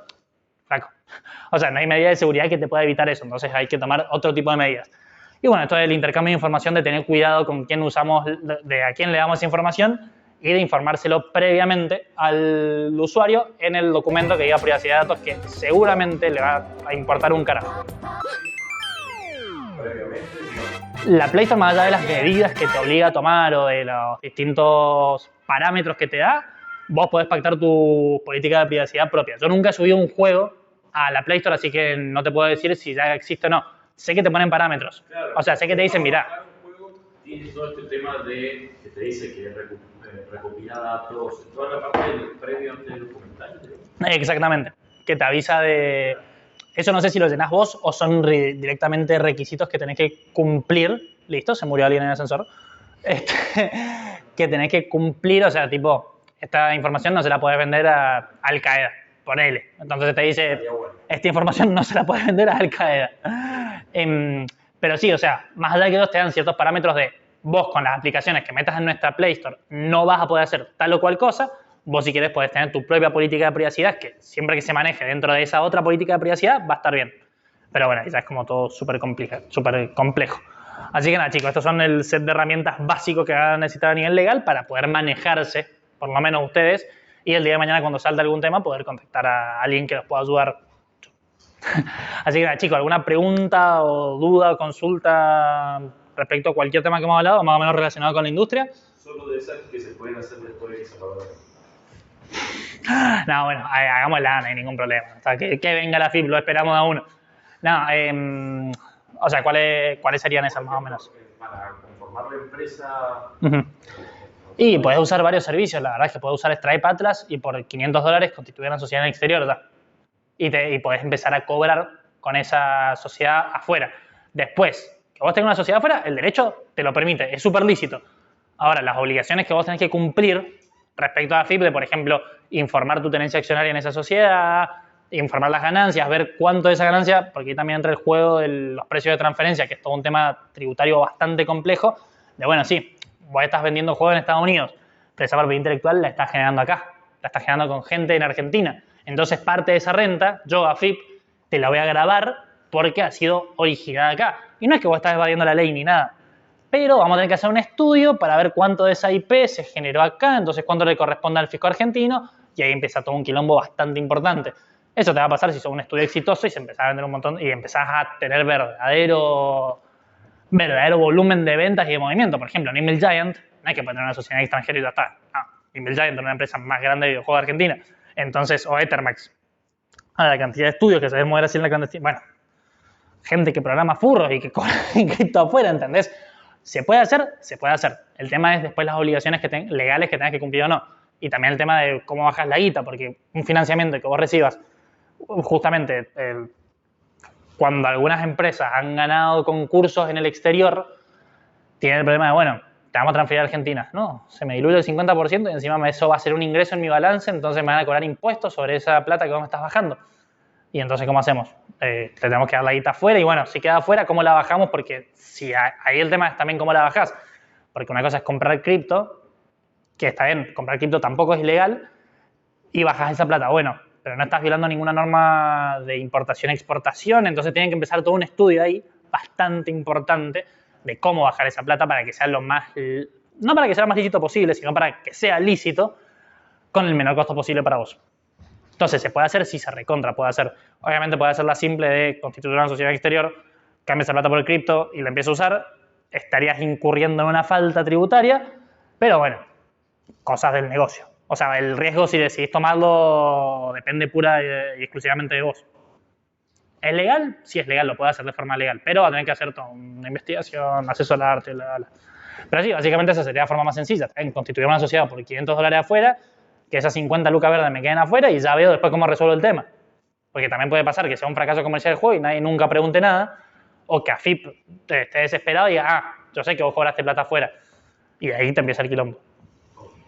Pero bueno, sí, esto es un tema de planificación fiscal bastante interesante. Bastante interesante y bastante complejo. Pero sí, nada más preguntas sobre cómo va a ir impuestos, chicos. No, ¿alguna otra duda, consulta o lo que sea, incluso en virtual nada?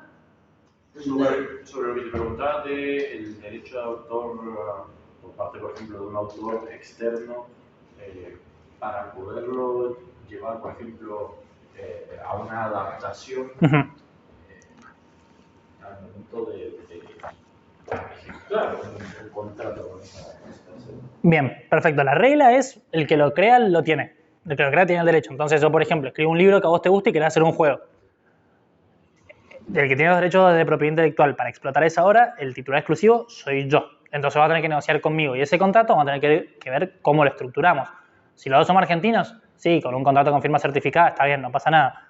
Va a tener que detallar todas esas boludeces del contrato de licenciamiento, del ámbito de explotación, de cómo vamos a hacer el negocio, todo eso. Va a ser un contrato bastante largo de hacer. No vas a poder usar modelos, porque me ha pasado de gente que me ha pasado modelos y decir, no, flaco, o sea, esto es un contrato para un producto digital, un producto físico, como puede ser un juguete, que no tiene un carajo que ver con un videojuego. Entonces me quería meter una cláusula de todos los diseños de los juguetes voy a revisarlos. No estoy haciendo juguetes, estoy haciendo videojuegos. Pero bueno, eso en primer lugar. Y después así empieza a ser internacional, sí, ahí te digo, no va a ser lo mismo que aceptar unos términos y condiciones en un grupo de Discord o en una aplicación. Vamos a tener ese derecho nos lo vamos a tener que asegurar muy correctamente y vamos a tener que analizar el caso concreto. Incluso si vos también vas a licenciar para afuera. Ahí no es que te van a decir, ay, dale, sí, haz la firma con DocuSign. No, si lo hacen, joda. Pero dudo que vaya a pasar eso. Van a tener que entrar bastantes variables en juego. Pero sí, es todo un tema. Es todo un tema, como te digo. La firma de los contratos es algo que por lo general la gente lo pasa de largo en el mundo tanto de las startups como de los videojuegos, pero es un tema particular, bastante particular. Pero bueno, el día de mañana lo va a tener que ver con un abogado y va a haber una suma importante en el medio, así que no va a tener problema en revisarlo las veces que sea. Hay un tema que a lo mejor puede ayudar un poco para traer plata acá, que está por salir una nueva ley en Mendoza de cash rebate, en el que el gobierno de Mendoza devuelve, si no me equivoco, el 40% de las inversiones que se realicen en proyectos tipo videojuegos o películas acá en Mendoza. Esto están terminando de ajustarlo. Tal vez podríamos tener como una charla extra si... Sí, totalmente. Totalmente. Sí, igual ese, ojo, ese no es que te devuelven la plata. Oh, sí, tome su dinero, señor Simpson. No, es todo con devolución a través de impuestos. Es parecido al Mendoza Activa. No. ¿Ah, no? ¿Este no? Va a ser cash. Ah, bueno, alguien quiere ganar las elecciones, carajo. Alguien se puso las pilas, loco. Sí, eso es la diferencia de todas las otras leyes en las que lo que te decían era, bueno, ok, te lo vas a devolver con impuestos. Lo volvemos en bono del Estado. No, acá es plata y todavía están terminando de ajustar algunas cosas que las diferencia de otras leyes de cash rebate que hay en otros países en el que no necesitas un inversor extranjero. Normalmente la ley de cash rebate, la idea es que vos promocionás la inversión extranjera en la provincia. De hecho, hay oficinas en las distintas, qué sé yo, en Netflix, en Amazon, qué sé yo, buscando lugares donde hay estas leyes. Sí. Pero acá, vos sí podés traer inversión extranjera, pero si la plata es toda tuya también entra dentro de la ley. Justamente. ¿Esto es del Ministerio de Economía o...? No, esta es de la provincia de Mendoza, ¿no? Esto es de la provincia de Mendoza, pero creo que sí es a través de Economía, creo. Sí, están bastante cercanos ya a sacarlo, todavía no está la reglamentación, está la ley dura. Están analizando todavía los últimos detalles para asegurarse de que la plata vaya realmente a quienes tengan que ir. Qué sé yo, en cuanto a los montos mínimos y máximos, el monto mínimo era demasiado alto, o sea, estaba más alto de lo que era el costo promedio de una película, entonces no tenía mucha utilidad, no iba a acceder casi nadie. Así que están como en esas últimas redadas. ¿Cómo? Es un redato. Es un redato porque cambia todo. Sí. ¿Y no hay una institución que dé fondos concursables para la industria del videojuego? Como... Ajá. Qué pregunta interesante la que hace. Y el Inca se está queriendo empezar a meter en la industria de los videojuegos porque vendría siendo como algo audiovisual, pero la verdad que es un instituto que tiene que ver más que nada con producciones cinematográficas, entonces como que a videojuegos le da por cada representación. La respuesta a tu pregunta sería no específicamente para videojuegos, está evaluando en varios niveles de tratar de meter los videojuegos. Por ejemplo, la ley de cash rebate está expresamente contemplado el tema de los videojuegos. Pero bueno. Hay dos fondos importantes, hay uno de Nación, no me acuerdo el nombre de Nación, que cierra ahora en febrero. Ah, bueno, los potenciar, o sea, claro, en un instituto no. Que requiere que sea una SAS, una sociedad constituida con mínimo 2 empleados en blanco, o lo puedes hacer a través de una unidad de vinculación tecnológica, ¿sí? Que puede ser una universidad, siempre esté registrada, no sé qué otras unidades de vinculación, sí. Creo que está el del vino acá, sí. Pero tiene que tener que ver con el mismo juego que vos querés hacer. Y los otros fondos que hay es un concurso provincial que salió a partir de la ley audiovisual. Que el dinero es nada, prácticamente alcanza como para algo parecido a un prototipo. ¿Cómo? ¿El que hizo la Film Commission? El de la Film Commission. Pero nunca renovó después de esa...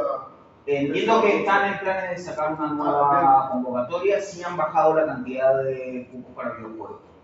¿Y esto lo comparten a través del Discord de la Jam? No, ese es el tema. Por eso te digo, institutos particulares no existen en tema de los videojuegos, pero justamente existen estos concursos y el problema, como todo, es la comunicación.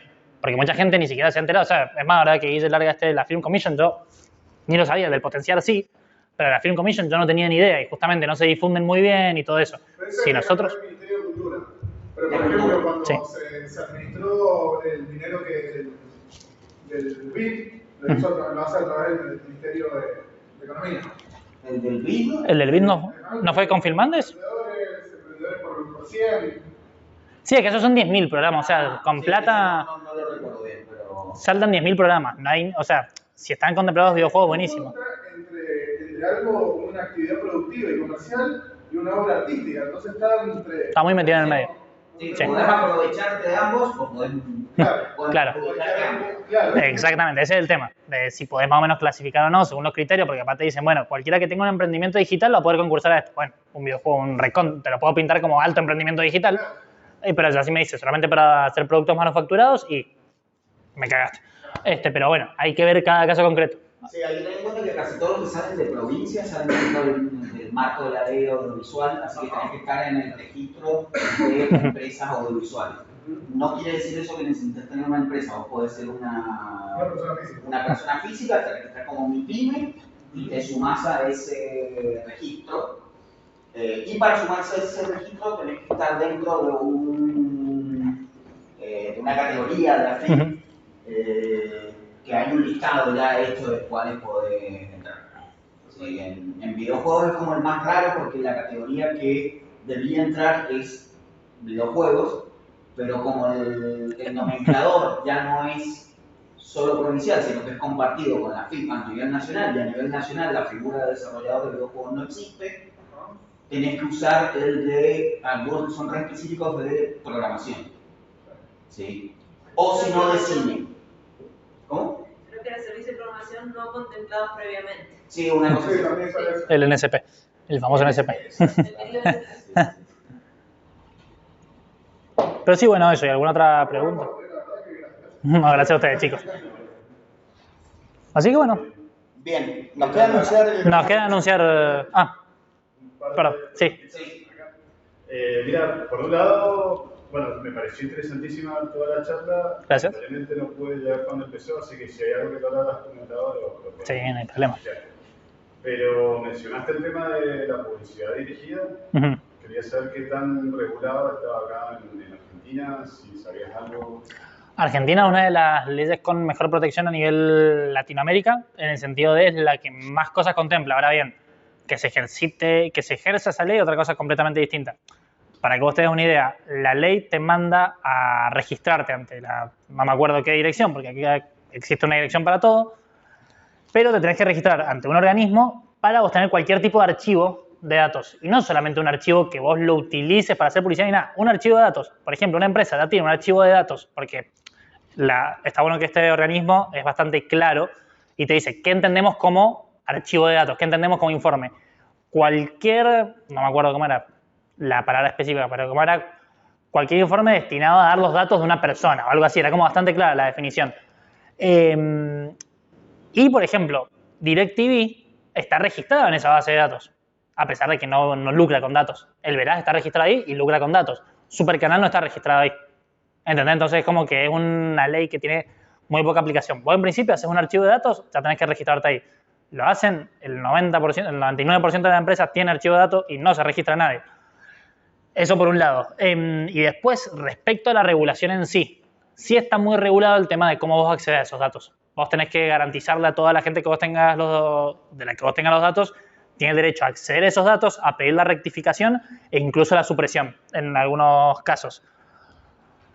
La persona va a poder ejercitar muy fácil esos datos si sabe que vos tenés mi nombre, apellido, qué sé yo, te puedo mandar una carta de documento de, che, mirá, ya pasaron X cantidad de años, esos datos es innecesario que vos los tengas, así que te pido que los des de baja. Y si vos te negás, te puedo meter un amparo judicial y cosas así. Pero tenés que hacer una regulación, como sí la hay en Europa, que te dice, tenés que tener el data controller, el data processor, que tal cumple tal acción, que esto, que el otro, que pum, que pam, que ya es un bardo completamente distinto. Es como sí, lo recontempla a nivel jurídico y está recopado, pero a nivel práctico, nada. La otra es como solamente práctica. Solamente práctica de quién accede a los datos, de cómo accede a los datos, de qué es el Data Protection Officer y cosas así, pero bueno, esa es la legislación europea. Acá te digo, ¿está regulado? Sí. ¿Es práctico? Muy poco práctico. Tendrías que analizar, en el caso concreto, nos encanta usar la palabra caso concreto, somos un asco, cómo nos gusta que nos hagan consulta. Pero tendrías que ver el caso concreto justamente, bueno, qué pasa si alguien pide acceder a esos datos o no. Vos de entrada tendrías que cumplir con esa obligación de registrarte como que tener un archivo de datos. ¿La realidad lo cumple la gente? Y relacionado con esto, y hablabas de Europa, también mencionaste la GDPR europea.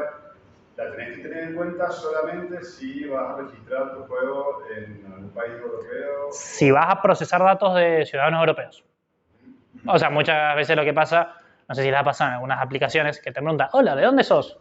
de Argentina, bueno, descargate esta aplicación, o te hacen llenar un término y condiciones distinto a que te hacen llenar si sos de Europa, por ejemplo. O justamente a veces no te deja registrarte.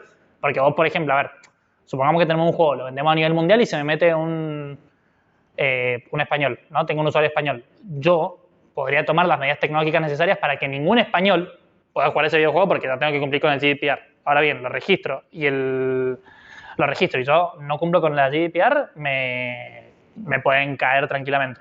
¿Ya estamos a tiempo? Sí. Perfecto, ahí ya la terminamos. Pero sí, yo si tengo un ciudadano europeo, se da el supuesto legal, así que tengo que cumplir con lo que sigue, que es la consecuencia de cumplir con el GDPR. Pero bueno, puedo tomar las medidas tecnológicas para no tenerlos. Hay que analizarlo en el caso concreto. De nada. Así que bueno, ¿alguna otra pregunta, duda? O... Listo, perfecto, chicos. Muchísimas gracias. Ahora falta el anuncio. Y el anuncio, perdón. El anuncio. Bien, ¿cuándo fue? ¿Ayer o antes de ayer? Nos avisaron de que Mendoza ha ganado unos fondos a los que habíamos aplicado para la Global Lean Jam. Estos son fondos que vienen desde Amazon, si no me equivoco. Es el Global Lean Jam Accessibility Fund, que nosotros lo solicitamos para que personas que no se encuentren en Gran Mendoza puedan venir a la Global Lean Jam y nosotros nos hacemos cargo del pasaje y la estadía durante los días que dura el evento. Como falta nada para el evento, vamos a hacer el lanzamiento ahora. A la gente que está ahí en online les pedimos que les avisen a las personas que conozcan que tal vez no están cerca de ninguna sede de Global Lean Jam y quieren participar en este evento de manera física. Vamos a publicar ahora, apenas terminemos de hablar, un formulario donde se deberán registrar. Los fondos son extremadamente limitados, así que esto va a ser por sorteo.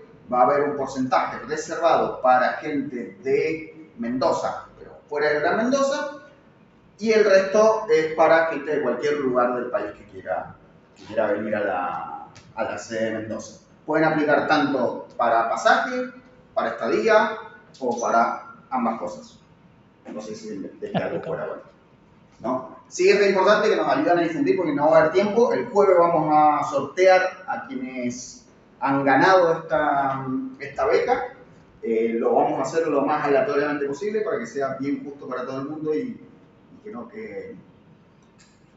no haya que estar cumpliendo requisitos o no requisitos, excepto estar fuera de Gran Mendoza.